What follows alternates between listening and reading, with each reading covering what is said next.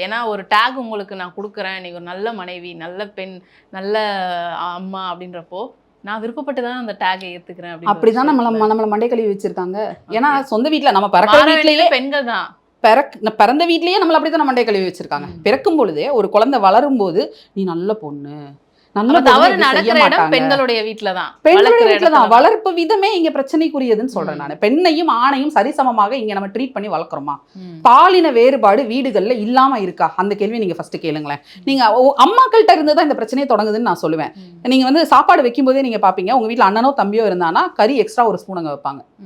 Horlicks குடிக்கிறது அல்லது boost குடிக்கிறது அப்படின்னு பார்த்தா ஆணுக்கோ பெண்ணுக்கோ கொடுக்கும்போது 2 பேருக்கும் ஈக்குவலா கொடுக்க மாட்டாங்க. இங்க தண்ணி பாலா தான் இருக்கும், இங்க திக்கான பாலா இருக்கும். நீ பொம்பளை பிள்ளை அதிகமா சாப்பிடாத, பெருத்து போச்சுன்னா அப்புறமா நான் திருப்பி உனக்கு கல்யாணம் பண்ணி வைக்க முடியாது, மாப்பிள்ளை தேட முடியாதுன்றதை நீங்கள் எந்த வீட்லையாவது ஆம்பளை பெற்ற சொல்லுவீங்களா? நீங்கள் நீ அதிகமாக சாப்பிடாதப்பா உனக்கு நான் பொண்ணு பார்க்க முடியாதுன்னு சொல்லுவோமா? நம்ம கிடையாது.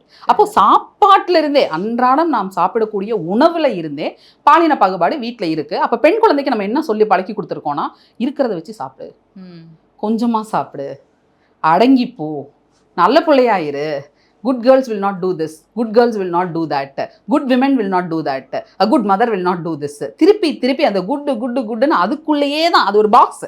அந்த டப்பாவுக்குள்ள பொம்பளை பிள்ளைங்களை நீங்க வீட்டுக்கு பிறந்த வீட்லயே நீங்க அடைச்சு வச்சிருங்க. அந்த டப்பாவை தான் தூக்கிட்டு போய் நீங்க அடுத்த வீட்டில் வைக்கிறீங்க. அப்போ அடுத்த வீட்லயும் அது எப்படி இருக்கும்? தனக்கான அந்த நல்ல அம்மா, நல்ல மனைவி, நல்ல மருமகங்கிற அந்த பேரை சம்பாதிக்கணும்னு தானே பார்க்கும். நம்ம என்ன சொல்றோம்? போற வீட்டில் நல்ல பேர் எடுக்கணுமா? எதுக்கு எடுக்கணும்னு கேட்குறேன். நான் போகிறது என் வாழ்க்கையை என் இஷ்டப்படி என் ஆசைக்கு நான் வாழ்றதுக்கு போகிறேன். அப்படி போகும்போது நான் ஏன் நல்ல பிள்ளைங்கிற அந்த டேக்லைனை வாங்கிக்கணும்?